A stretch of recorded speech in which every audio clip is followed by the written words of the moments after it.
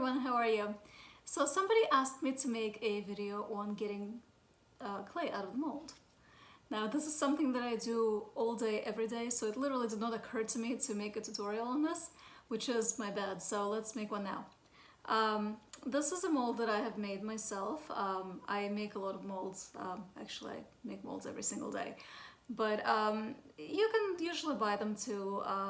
I really recommend silicone. You can buy molds that are wooden molds, you can buy molds that are made out of plastic, even metal.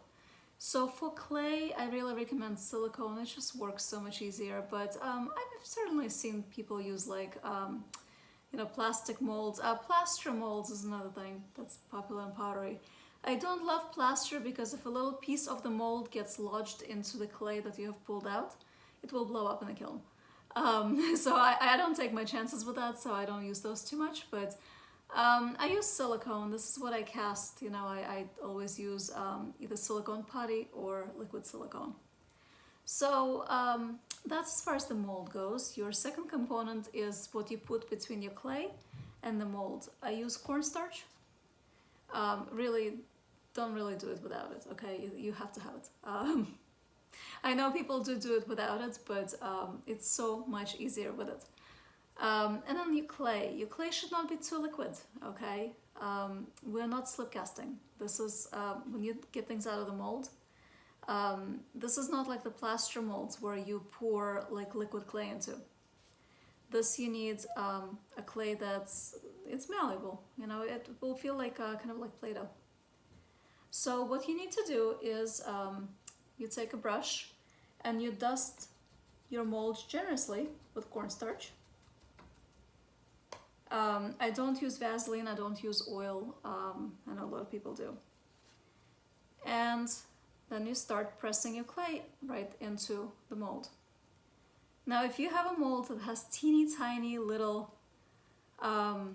compartments, like for example if you're doing a spider, right, and you have those legs, to be honest with you, what I do, now I am a sculptor, so I guess easy for me to say, but what I do is I will do the mold for the body of the spider and then I will sculpt on the legs right onto the mug. I will not be using the mold for the legs alone. Same thing with like horses' legs. So oftentimes I will sculpt the legs separately. Like I will sculpt and mold the body of the horse and the head, and then the legs I will actually sculpt directly onto the mug because they're just too hard to get out of the mold. So if you're struggling with that, you're not alone, that's normal. Okay, and this whole time I'm just pressing the clay into the mold and kind of just pushing away from the edges so that I get a nice definition. I know this is taking a while, sorry. And then all you have to do, here, let's clean it up a little bit. You just start peeling and it comes right out. Okay? Just like this. And then what you will do is you will wet, I have a glass of water here, you will wet the back of it until it's sticky. It has to be sticky. And I say it in like every video, it has to be sticky. Unless you want to slip and score. But for my mugs, because I have so much sculpture that gets attached, it would take like 3 years. So I just make it really sticky and then you stick it right onto the wall of your mug and it will stay. It actually stays on my hand apparently too. And that's it. That's all there is to it. So you have to have a mold that is preferably silicone. You have to have a releasing agent. I know they say you don't need releasing agents with silicone. You do, trust me. And it will burn right off in the kiln. Like, don't even worry about it.